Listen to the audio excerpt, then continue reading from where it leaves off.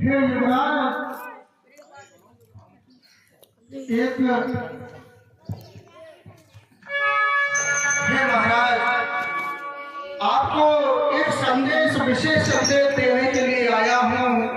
कहिए महाराज, एक संदेश मन में मैं तुमको अभी सुनाता हूँ। रानी ने बोला है जो कुछ वो अभी तुम्हें बतलाता हूँ। शीघ्रता करो हे राघवेंद्र, अब कोक भवन में जाओ तुम। महाराज और महारानी को है हाल वही बतलाओ तुम। महारानी कुछ कुदृशी है, महाराज नहीं कुछ बोले हैं। इस कारण दास सुमंत का हृदय अब मन ही मन में डोले। हे महाराज, हे युवराज, आप जाइए और आपको आपकी मजली माँ के कई ने याद किया है और तुरंत उपस्थित होने का आदेश भी दिया है। क्या मैं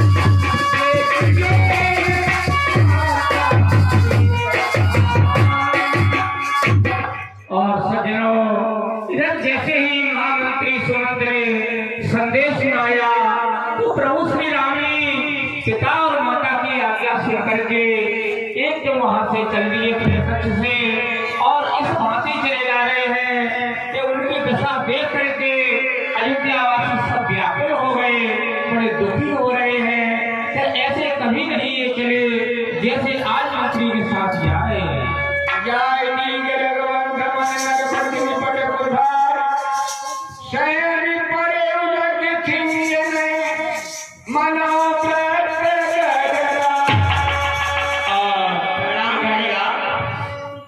प्रणाम करते हैं और देखते हैं कि जैसे कोई सिंह व्याकुल अवस्था में पड़ा हुआ हो, ऐसे हमारे पिताजी आज इस कक्ष में पड़े हुए हैं। आगे आप देखिए ये क्या है। मैंने अयोध्या में ऐसा दृश्य कभी नहीं देखा। माँ के बिखरे हुए बाल, हे माँ, हे अवध में क्या हो गया। पिताजी की ये अवस्था, हे पिताजी, हे माँ, आज पिता को क्या हो गया। हे पिताजी कि आज हो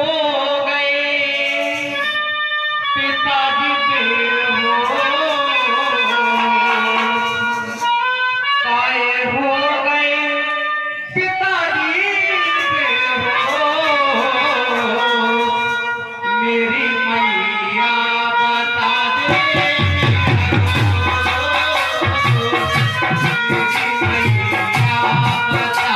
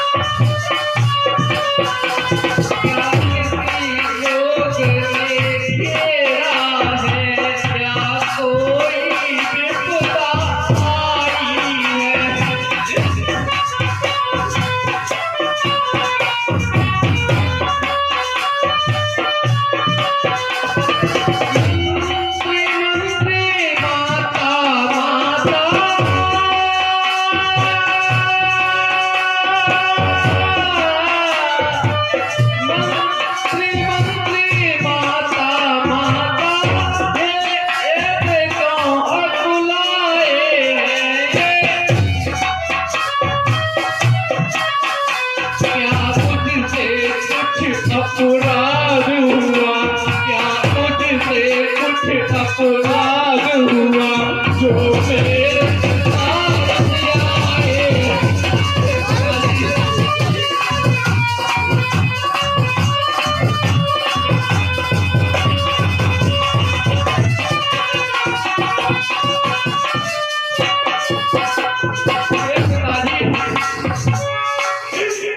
पिताजी आज क्या हो गया तुम्हें, बताओ तो। ओ मैया बतला दे पिता, क्या इन्हें हुआ। माँ इनको क्या हुआ। और पिता पड़े हैं जामी पर, इनको क्या ही हुआ।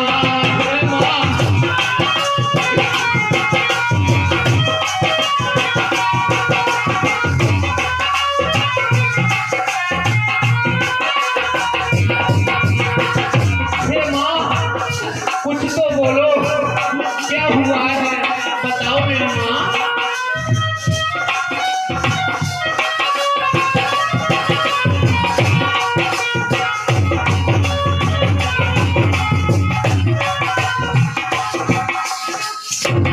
माँ पिताजी को क्या हो गया, बताइए मुझे। हे राम, तुम बार बार यह सोच रहे किस दुख ने इन्हें दबाया है। तुम यही तो सोच रहे हो कि कौन से दुख ने इन्हें दबाया है। इसका कारण बतलाने को मैंने ही तुम्हें बुलाया। अवधेश्वर ने कुछ समय पहले हमको 2 वरदान देने का वचन दे दिया था। जब समय अच्छा आया, मुझे लगा कि अब वरदान मांग लेना चाहिए, तो मैंने वो वरदान मांग ली। लेकिन अवधेश्वर की इच्छा यह थी, वो तुमसे अत्यधिक प्रीत और ममता करते थे, इस वजह से वो अपना पास रखना चाहते थे। मेरे 2 वरदान। हे माँ, आपने अपने 2 वर कौन से मांगे। मेरा पहला वरदान भरत को राज तिलक। क्या माँ, मेरे भैया भरत को राज तिलक। हे माँ, ये तो मेरा अहोभाग। और माँ दूसरा वर कौन सा मांगा। और दूसरा वरदान 14 वर्षों का वनवास तुम। हे माँ, ये तो बहुत बड़ा मेरे लिए आपने उपकार किया है। माँ मैं सोच रहा था कि सुन जननी सोई सुत बड़भागी, जो पितुमात बचन अनुरागी। हे माँ, मैं तो डर ही गया था कि पिताजी को क्या हो गया। ये तो मेरा भाग्य होगा कि बड़े भागी वह बेटा है जो पितु माँ का आज्ञाकारी है। और माता यदि यही आज्ञा तो जिंदगी पवित्र हमारी है। हम इतने बड़े हुए फिर भी यह खेद सदा ही रहा हमें। और माता या पिता किसी ने भी आदेश न कोई दिया। निश्चय है आज स्वर्ण अवसर और आज्ञा हमको देती है माँ। है आज हमारा अहोभाग, हमसे सेवा लेती है माँ। हे माँ, ये तो मैं भी सोच रहा था, ऐसा नहीं है। मैं क्या सोच रहा था कि हम स्वयं विचारा करते थे। हे माँ, हम स्वयं विचारा करते थे। थोड़ा सा समय बनाओ,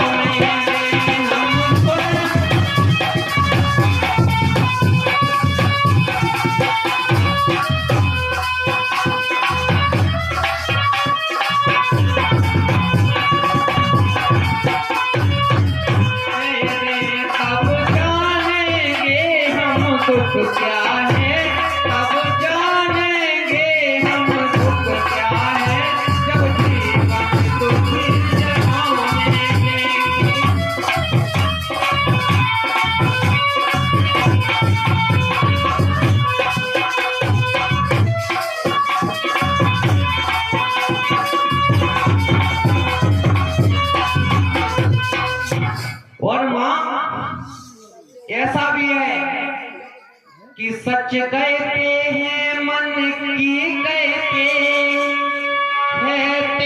बहुत ही भाग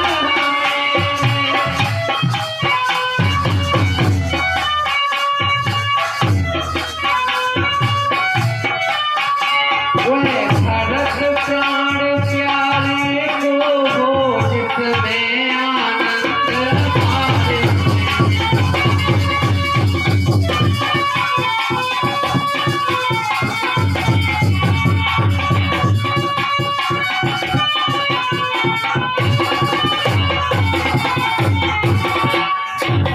और वहाँ उधर तो बस इतना है कि पितुवर की आज व्यथा इतनी अचरज है तो इतने पर ही इनकी बुरी दशा इतनी।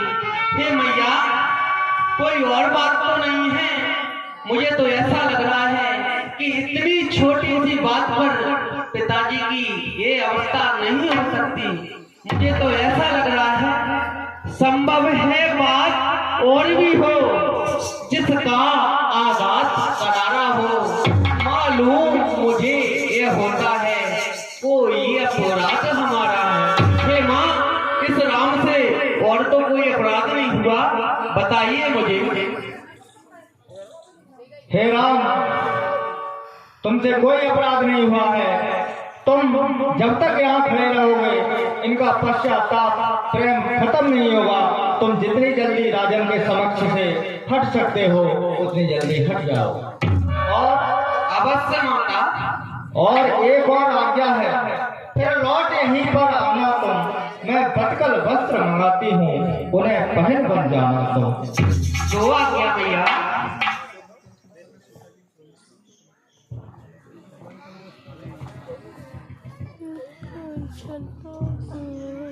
चलो